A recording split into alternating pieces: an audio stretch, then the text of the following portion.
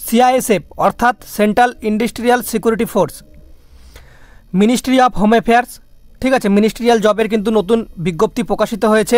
এখানে শূন্যপদ 540 থাকবে, পুরুষ এবং মহিলা উভয় আবেদন করতে পারবে, শুধুমাত্র উচ্চ মাধ্যমিক পাস যে কোনো শাখায়। Head constable ministerial plus assistant sub inspector. এখানে কোনো রকম তোমাদের কিন্তু দৌড়ের প্রতিযোগিতা নেই।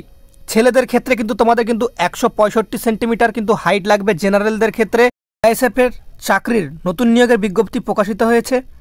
বয়স, বেতন, যোগ্যতা কী রয়েছে, কোনো রকম দৌড় কিন্তু তোমাদের এখানে হবে না। শূন্যপদ 540টা রয়েছে।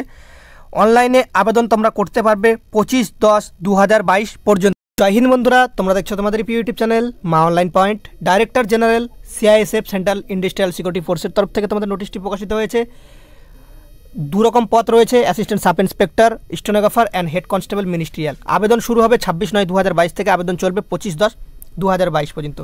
পশ্চিমবঙ্গের 30টি জেলার পুরুষ এবং মহিলা প্রার্থী উভয় আবেদন করতে পারবে, ঠিক আছে। এখানে একটা সবথেকে মজাদার বিষয় যে তোমাদের কোনো রকম দৌড় প্রতিযোগিতা নেই এবং পরীক্ষায় কোনো রকম নেগেটিভ মার্কিং নেই, ঠিক আছে। প্রথমে তোমাদের কিন্তু যে ফিজিক্যাল স্ট্যান্ডার্ড টেস্ট সেটা কিন্তু হবে, তারপর তোমরা দেখতে পাচ্ছ তোমাদের প্রথমে physical standard test, documents verification, তারপর তোমাদের রিটেন এক্সাম, ওএমআর বেসড হতে পারে বা কম্পিউটার বেসড সিবিটি হতে পারে, ঠিক আছে। ওয়েস্ট বেঙ্গলের সমস্ত পরীক্ষায় কেন্দ্র কিন্তু পেয়ে যাবে, এখানে কোনো ব্যাপার নেই, ঠিক আছে। ওয়েস্ট বেঙ্গল তোমাদের ফারাক্কাতে রয়েছে যেগুলো সিআইএসএফ দুর্গাপুর, সেগুলোতে কিন্তু তোমাদের কিন্তু মাঠের প্রসেসটা হবে, মানে দৌড় নেই, শুধুমাত্র তোমার উচ্চতা, ওজন এগুলো মাপা হবে।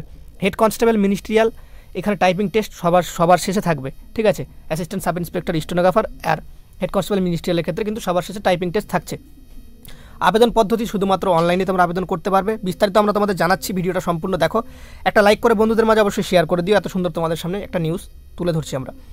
অ্যাসিস্ট্যান্ট সাব ইন্সপেক্টরের ক্ষেত্রে পে লেভেল 5 অনুযায়ী 29,200 থেকে 92,300 টাকা, তার মানে এখানে 45K প্লাস বেতন স্টার্টিং পাবে। হেড কনস্টেবল মিনিস্ট্রিয়ালের ক্ষেত্রে পে লেভেল 4 অনুযায়ী 25,500 থেকে কিন্তু 81,100 টাকা, তার মানে এখানে তোমাদের কিন্তু 42K প্লাস তোমরা কিন্তু বেতন পাচ্ছ, মানে 42,000 প্লাস স্টার্টিং বেতন পাবে। ভ্যাকেন্সি ডিটেলসগুলো তোমাদের বলা রয়েছে, দেখতে পাচ্ছ। অ্যাসিস্ট্যান্ট সাব ইন্সপেক্টরের ক্ষেত্রে ইউআরের ক্ষেত্রে 40টা, এসটির ক্ষেত্রে 13টা, ঠিক আছে। এইভাবে তোমাদের 122টা কিন্তু ভ্যাকেন্সি রয়েছে এএসআইয়ের ক্ষেত্রে। আর হেড কনস্টেবল মিনিস্ট্রিয়ালের ক্ষেত্রে দেখে নাও, ছেলেদের ক্ষেত্রে 319টা, মেয়েদের ক্ষেত্রে 36টা, টোটাল 418টা, ঠিক আছে, পুরুষ মহিলা উভয়। এখানে তোমাদের কিন্তু যে এই নোটিশটি আমরা ভিডিও ডিসক্রিপশন বক্সে টেলিগ্রাম গ্রুপের লিঙ্ক দিচ্ছি, সেখানে অ্যাড হয়ে যাও, নোটিশটি সম্পূর্ণ সেখানে দিয়ে দেওয়া হবে কিছুক্ষণের মধ্যে। তারপর যদি আমরা এখানে নিচে যদি স্ক্রল ডাউন করে চলে আসি, সেক্ষেত্রে আমরা দেখব এখানে তোমাদের কোয়ালিফিকেশান শুধুমাত্র 10+2 এনি স্ট্রিম, ঠিক আছে। সায়েন্স, আর্টস, কমার্স যে কোনো স্ট্রিম থেকে তোমরা উচ্চ মাধ্যমিক পাস তোমরা কিন্তু আবেদন করতে পারবে। এখানে তোমাদের ডেট অফ বার্থ কী বলা রয়েছে, 26/10/1997 থেকে 25/10/2004 মধ্যে তোমাদের কিন্তু বয়স হতে হবে। এসসি এসটি প্রার্থীরা 5 বছর ছাড় পাবে, ওবিসিরা কিন্তু 3 বছরের ছাড় এখানে তোমরা কিন্তু পেয়ে যাচ্ছ। এবার যে পিএইচটি পরীক্ষাটা থাকে ফিজিক্যাল স্ট্যান্ডার্ড, সেক্ষেত্রে ছেলেদের ক্ষেত্রে 165 সেন্টিমিটার, জেনারেল যে কোনো প্রার্থী 155 সেন্টিমিটার, মেয়েদের ক্ষেত্রে ছেলেদের ক্ষেত্রে 165, মেয়েদের ক্ষেত্রে 155 সেন্টিমিটার, ঠিক আছে। এসটি প্রার্থী হলে ছেলেদের ক্ষেত্রে 162.5, মেয়েদের ক্ষেত্রে 150 সেন্টিমিটার কিন্তু উচ্চতা লাগছে। এখানে তোমাদের যে বুকের ছাতি ছেলেদের ক্ষেত্রে, জেনারেলদের ক্ষেত্রে 77 থেকে 82 সেন্টিমিটার, আর এসটি প্রার্থীদের ক্ষেত্রে 76 থেকে 81 সেন্টিমিটার ছেলেদের ক্ষেত্রে। মেয়েদের ক্ষেত্রে কোনো রকম বুকের ছাতি কিন্তু মাপা হয় না। উচ্চতা তোমাদের ছেলেদের ক্ষেত্রে 52+ যদি তোমার ওজন থেকে থাকে, ঠিক আছে, 52 কেজি প্লাস, ঠিক আছে।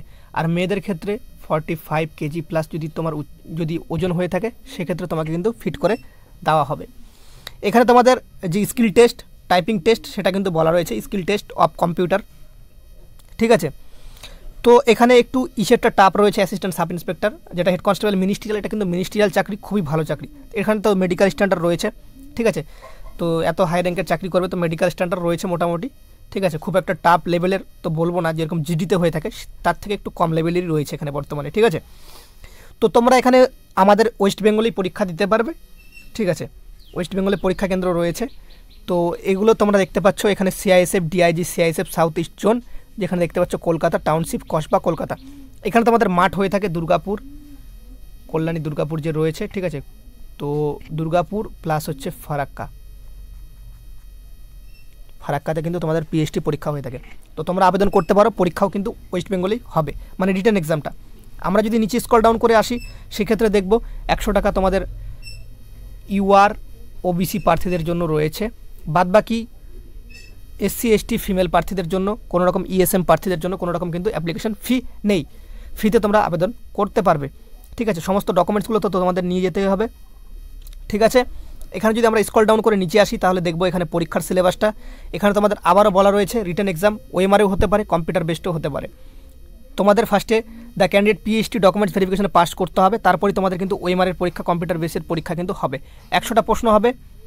ঠিক আছে, 2 ঘন্টা কিন্তু থাকবে। 100টা প্রশ্ন 100 নম্বরের, 2 ঘন্টার সময় থাকছে। GI থেকে 25টা প্রশ্ন 25 নম্বর, GK থেকে 25টা প্রশ্ন 25 নম্বর, অঙ্ক থেকে 25টা প্রশ্ন 25 নম্বর, হিন্দি ইংলিশ থেকে ব্যাকরণ থেকে 25টা প্রশ্ন 25 নম্বর, সময় থাকবে 120 মিনিট। ঠিক আছে, এখানে সবথেকে মজাদার বিষয় যে তোমাদের কিন্তু এখানে বায়োমেট্রিক তো হবেই, সেটা তোমরা দেখতে পাচ্ছ। PhD ডকুমেন্টস ভেরিফিকেশনের সময় রিটেন এক্সামিনেশন দেখতে পাচ্ছ, and documents verification before written examination আগে কিন্তু বায়োমেট্রিক হবে। তো তোমাদের এখানে বলা রয়েছে যদি PhDতে পাস করো, মানে তোমাদের উচ্চতাতে পাস করলে তারপর তোমাদের কিন্তু CBTর জন্য ডাকা হবে। সেখানে OMRও হতে পারে, কম্পিউটার বেসড টেস্টও হতে পারে। There shall be no negative marking, কোনো রকম নেগেটিভ মার্কিং নেই তোমাদের। CISF এর ওয়েবসাইটে সম্পূর্ণ ডেট A to Z সেখানে আপডেট পাবে। আর তোমাদের বলে দিই এখানে তোমাদের টেন্টেটিভ অ্যান্সার কি সম্পূর্ণ কিছু CISF এর ওয়েবসাইটে পাবে, মানে অ্যান্সার কিও পাবে। এখানে তোমাদের 12 স্ট্যান্ডার্ড লেভেলেরই কিন্তু পরীক্ষাটি হয়ে থাকে। ওকে, পরীক্ষায় পাস করলে স্কিল টেস্ট হবে, সেটা তোমরা সবাই জানো, তারপর মেডিকেল, এগুলো হয়ে থাকে। তো তোমাদের এখানে দেখে নাও 35% কাদের উঠাতে হবে। UR EWS ESM প্রার্থীদের ক্ষেত্রে 35% হলে তোমাকে ডাকবে। SC ST OBC প্রার্থীদের ক্ষেত্রে 33% কিন্তু তোমরা যদি পেয়ে থাকো পরীক্ষায়, তাহলে তোমাদের কিন্তু এখানে ডাকা হবে।